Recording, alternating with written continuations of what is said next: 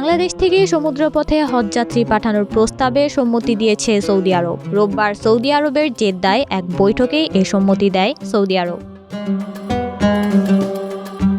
অন্তর্বর্তী সরকারের ধর্ম উপদেষ্টা আফম খালিদ হোসেন এবং সৌদি হজ ও উমরাহ বিষয়ক মন্ত্রী তাওফিক ফাউজান আল রাবিয়ার মধ্যে এই দ্বিপাক্ষিক বৈঠক হয়।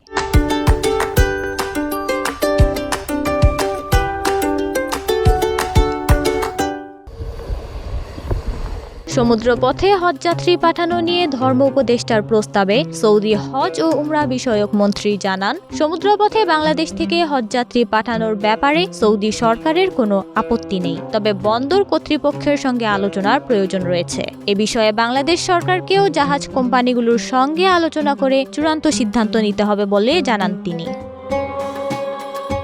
এছাড়া সৌদি হজ ও উমরাহ বিষয়ক মন্ত্রী হজযাত্রীদের জন্য বায়োমেট্রিক পদ্ধতি হালনাগাদ করার নিশ্চয়তা দেন। হজ এজেন্সির মালিক অথবা তাদের প্রতিনিধিদের পক্ষে মুনাজ্জেম ভিসা ইস্যুর ব্যাপারেও ধর্ম উপদেষ্টাকে আশ্বস্ত করেন। সেই সঙ্গে রুট টু মক্কা কর্মসূচির আওতায় 2023 ও 2024 সালে হজযাত্রীদের বেশ কিছু লাগেজ হারিয়ে যাওয়ার ব্যাপারেও প্রয়োজনীয় ব্যবস্থা নেওয়ার বিষয়ে ধর্ম উপদেষ্টাকে আশ্বাস দেন।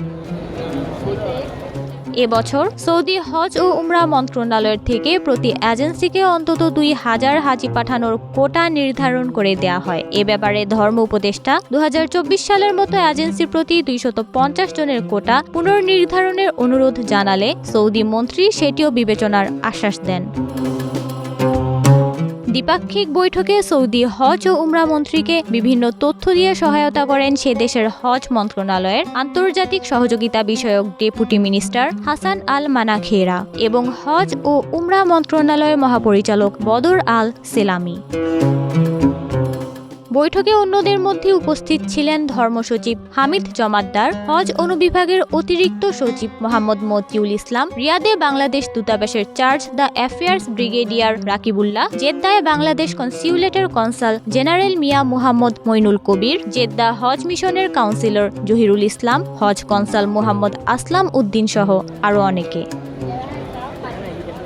আগামী হজ মৌসুমে বাংলাদেশ থেকে পরীক্ষামূলকভাবে সমুদ্রপথে জাহাজযোগে 2-3 হাজার হজযাত্রী পাঠানোর পরিকল্পনা রয়েছে সরকারের।